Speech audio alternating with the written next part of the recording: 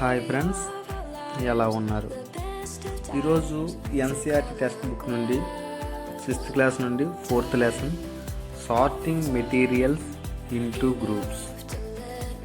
అంటే సార్టింగ్ అంటే పేర్చడం అనమాట. అంటే ఒకదాని కింద ఒకటి అలా పేర్చడాన్ని సార్టింగ్ అని అంటాం. మెటీరియల్స్ ఇంటూ గ్రూప్స్ అంటే కొన్ని గ్రూప్స్ లాగా మనం పేర్చడాన్ని సార్టింగ్ మెటీరియల్స్ ఇంటూ గ్రూప్స్ అన్నమాట. మనం ఆబ్జెక్ట్స్ అరౌండ్ అది మన చుట్టుపక్కల చాలా రకాలైన ఆబ్జెక్ట్స్ వస్తువులు అనేవి చాలా ఉంటాయి. ఇదిగో మాకు ఇక్కడ చూపించాడు, బొమ్మలు ఉన్నాయి, సెల్ ఫోన్లు ఉంది, ఇల్లు ఉంది, ఏవో చాలా అన్నీ, తాళం కప్ప, గ్లాసు, కట్టరు, ఇవన్నీ మన చుట్టుపక్కల చాలా bench, copper, iron, wood, pen, book, table, cloth, rubber, ఇవన్నీ కూడా మనకి చాలా మన చుట్టుపక్కల చాలా ఆబ్జెక్ట్స్ అనేవి ఉంటాయి.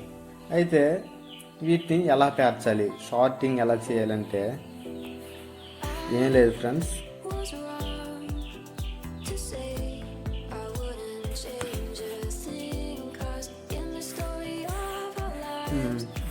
ఓకే. ఈ యొక్క ఆబ్జెక్ట్స్లో మనం ఎలా సపరేట్ చేస్తాం, ఏ విధంగా మనం సపరేట్ చేయగలం అనేది ఈ యొక్క లెసన్ ఫ్రెండ్స్. ఈ యొక్క లెసన్స్లో మనం ఎలా సపరేట్ చేయవచ్చు, ఫర్ సపోజ్ బరువైన వస్తువులన్నీ ఒక పక్క తీసుకుని వెళ్ళి లైట్గా ఉన్న వస్తువులన్నీ సపరేట్ చేయవచ్చు. ఇంకా ఎలా సపరేట్ చేయొచ్చు, వైట్ కలర్స్ అన్నీ ఒకసారి సపరేట్ చేసి బ్లాక్ అన్నీ ఒకలాగా ఇలా కలర్స్ విధంగా మనం సపరేట్ చేయవచ్చు. ఇంకా కొంచెం షైనింగ్ ఉన్నవి, బాగా మెరిసే వస్తువులన్నీ ఒక పక్క మనం సపరేట్ చేయొచ్చు. అంటే కొంచెం డల్గా ఉన్నవన్నీ ఒక పక్క మనం సపరేట్ చేయగలం. ఇంకెలా సపరేట్ చేయవచ్చు, ఇంకా కొన్ని ఇంకా చాలా రకాలుగా మనం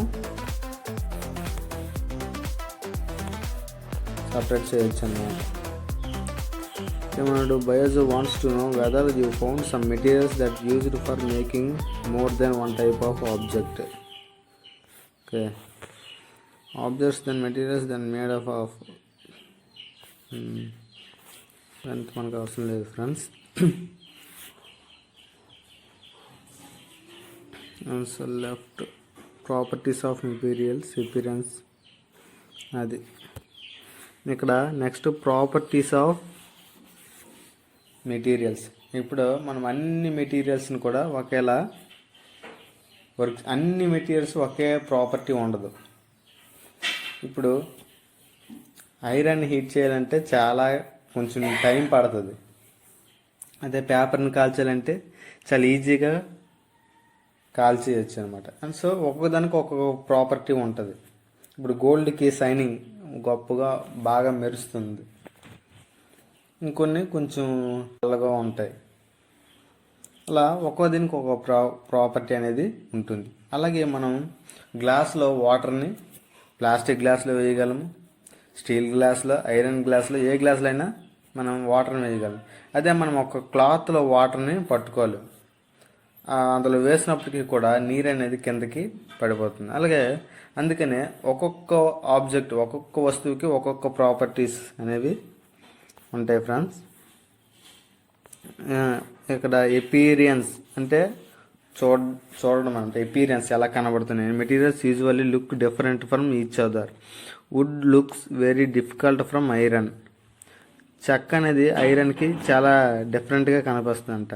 iron appears different from copper or aluminium. ఈ ఐరన్ అనేది కాపర్కి, అల్యూమినియంకి, ఈ రెండింటికి మళ్ళీ పోలిస్తే మళ్ళీ డిఫరెంట్గా కనిపిస్తుంది అంట. At the same time, there may be some similarities between the iron and the aluminum. అప్పటికి కూడా అలా ఉంటుందన్నమాట. అది ఫ్రెండ్స్.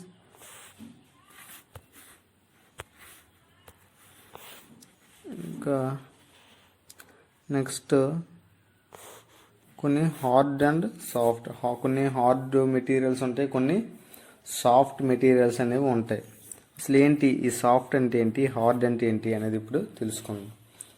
ఇప్పుడు మనం చాలా రకాల మెటీరియల్స్లో కొన్ని హార్డ్ మెటీరియల్స్ ఉంటాయి, కొన్ని సాఫ్ట్ మెటీరియల్స్ ఉంటాయి. అక్కడ సాఫ్ట్ అంటే ఏంటో చూద్దాం. Materials which can be compressed or stretched easily are called soft.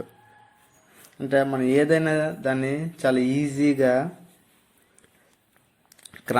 Compress అయిన చేయాలి, స్క్రాచ్ అంటే గీతలైన ఈజీగా పడిపోతుంది, దాన్ని మనం సాఫ్ట్ అని అంటాం అన్నమాట. Some other materials which are difficult to compress are called hard. కొన్ని మనం అవి ప్రెస్ చేయాలన్నా స్క్రాచ్ చేయాలన్నా చాలా కష్టపడాలన్నమాట, వాటిని హార్డ్ మెటీరియల్స్ అని అంటారు. ఫర్ ఎగ్జాంపుల్ స్పాంజ్, కాటన్, ఇవన్నీ కూడా మనకి సాఫ్ట్ మెటీరియల్స్కి ఎగ్జాంపుల్స్. కాటన్ ఇలా కంప్రెస్ చేయగానే కంప్రెస్ అయిపోతుంది, స్పాంజ్ ఇవన్నీ కూడా మనకి ఏమవుతుంది, ఇలా ప్రెస్ చేయగానే అవి కంప్రెస్ అనేవి అయిపోతాయి. అదే మరి హార్డ్ మెటీరియల్స్కి ఎగ్జాంపుల్ తీసుకుంటే ఐరన్ స్క్రాచెస్ అవ్వదు, అలాగే కంప్రెస్ అంత ఈజీగా చేయలేము. ఇంకా నెక్స్ట్ ఇంకెలా మనం గ్రూప్ని సార్ట్ చేయొచ్చు అంటే ఆబ్జెక్ట్స్, వస్తువుల్ని ఎలా మనం సార్ట్ చేయగలం. ఇంకా సాల్బుల్, ఇన్సాల్బుల్ అంటే కరిగేవి, కరగనివి, ఈ విధంగా కూడా మనం సార్ట్ చేయొచ్చు అనమాట.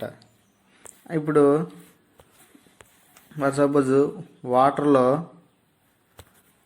పంచదార వేసామనుకోండి, ఏమవుతుంది, కరిగిపోద్ది.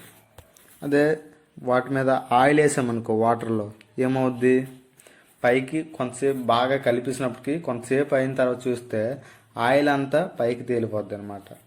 అలాగే కొన్ని సాల్బుల్ ఉంటాయి, కొన్ని ఇన్సాల్బుల్. ఈ విధంగా కూడా మనం ఈ వస్తువులు మనం సపరేట్ అనేది చేయొచ్చు. అదే ఇక్కడ మనకి చూపించారు ఫ్రెండ్స్. అండ్ ఇక్కడ డిసిపేర్ వాట్ డస్ నాట్, ఫస్ట్ వేసిన వెంటనే ములిగింది, ఆ తర్వాత కొద్దిసేపు అయిన తర్వాత కొంత టైంకి ఏమైంది, పైకి తేలిపోయి వాటర్లా కింద ఉండిపోయాయి అనమాట. ఇలా సపరేట్ అనేది అక్కడ జరిగింది.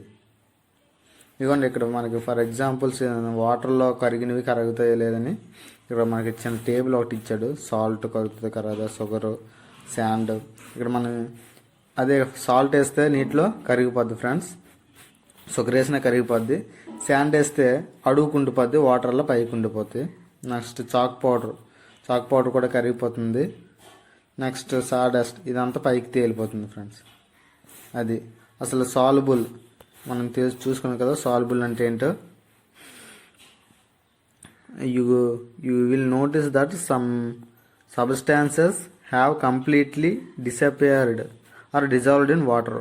నీటిలో అది కంప్లీట్గా కరిగితే వాటిని మనం సాల్బుల్ అని అంటాం. అదే ఒకవేళ మనం కంప్లీట్గా కరగకపోతే అది ఇన్సాల్బుల్లోకి వచ్చేది అనమాట. ఈ substances are insoluble in water long time. రేట్ ఇచ్చాడు, do not disappear even after a stir of a long time. అంత తిప్పినప్పటికి కూడా అది అంత వేగంగా కరగకపోతే దాన్ని మనం ఇన్సాల్బుల్ అని అంటాం అన్నమాట. ఓకే, నెక్స్ట్ కొన్ని లిక్విడ్స్ కూడా మనం సాల్బుల్ అవుతాయి. ఇప్పుడు నిమ్మకాయ నీళ్ళు, వెనిగర్, కొన్ని తేలిపోతూ ఉంటాయి అన్నమాట.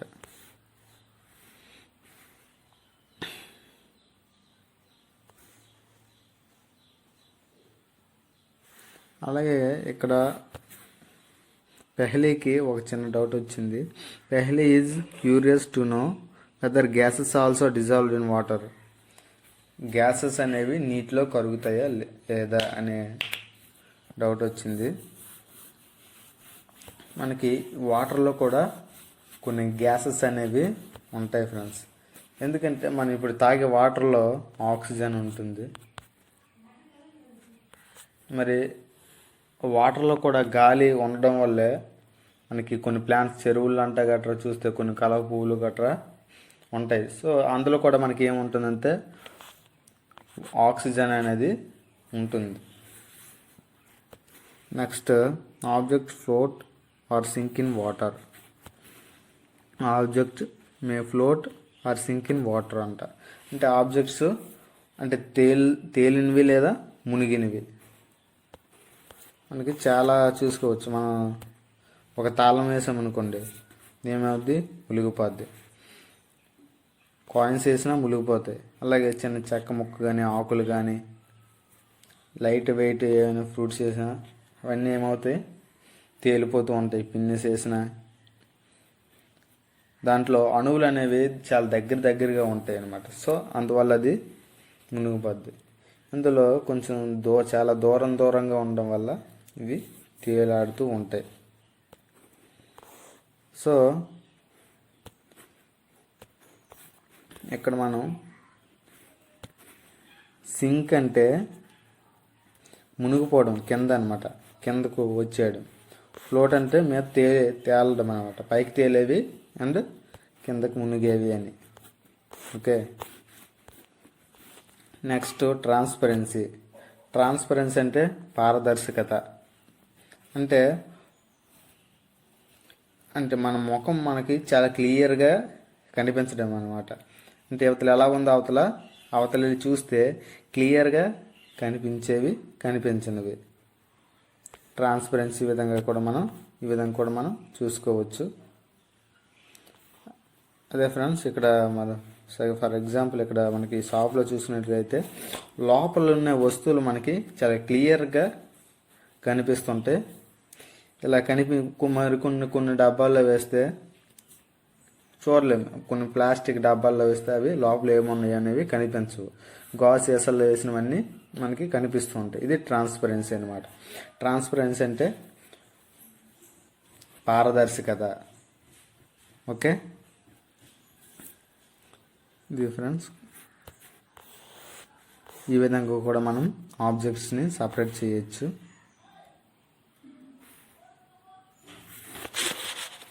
ఇంకా మనకి ఇప్పుడు మనం ట్రాన్స్పరెంట్ అంటే క్లియర్గా ఇప్పుడు మనం చూసుకున్నాం కదా. మెటీరియల్స్, ఆబ్జెక్ట్స్ అనేవి మనకి క్లియర్గా కనిపిస్తూ ఉంటాయి అన్నమాట. ఇప్పుడు స్పెటికల్స్ తీసుకున్నాం అనుకోండి, మనకి క్లియర్గా అవతల ఉన్నవి మనకి చాలా నీట్గా కనిపిస్తూ ఉంటాయి అన్నమాట. నెక్స్ట్ ట్రాన్స్లూసెంట్ అండి. ట్రాన్స్లూసెంట్ అంటే ఇవి కొంచెం క్లియర్గా కనిపించవు, కాబట్టి కొంచెం డిమ్గా అయినా సరే మనకి అవతల వస్తువు అనేది ఒక చిన్న నీడలాగైనా మనకి కనిపిస్తూ ఉంటాయి. The materials through which objects can be seen but not clearly, దాన్ని మనం transparent. The materials through which objects can be seen but not clearly are known as translucent. మన ఇమేజెస్ని అంత క్లియర్గా చూడలేం. బాగా క్లియర్గా చూసామంటే అది ట్రాన్స్పరెంట్ అనమాట, పారదర్శకత. మనం కొద్దిగా ఒక నీడలాగా ఏదైనా కనిపిస్తే దాన్ని ట్రాన్స్లూసెంట్ అని అంటాం. ఫ్రెండ్స్, మనకి ఇక్కడ ఫర్ ఎగ్జాంపుల్ ఇచ్చారు, torch does not light pass through your palm అని మనకి ఇక్కడ చూపించాడు. సో నెక్స్ట్ ఇంకా ఒపేక్ అనేసి ఒకటి ఉంటుంది ఫ్రెండ్స్. ఒపేక్ అంటే అవతల ఆబ్జెక్ట్ అసలు పూర్తిగా కనిపించదు అనమాట. పూర్తిగా అవతల వస్తువు అనేది materials which objects can not be able to see అంటే అసలు చూడడానికి అవతల ఏముందో కూడా మనకి కనిపించదు. చిన్న నీడ కూడా కనిపించదు. దాన్ని మనం ఒపేక్ అని అంటాం. ఫర్ ఎగ్జాంపుల్ ఇటుకలు తీసుకున్న, మెటల్స్ ఏవైనా తీసుకున్నా, అల్యూమినియం కానీ, వుడ్ కానీ, స్టోన్స్ కానీ,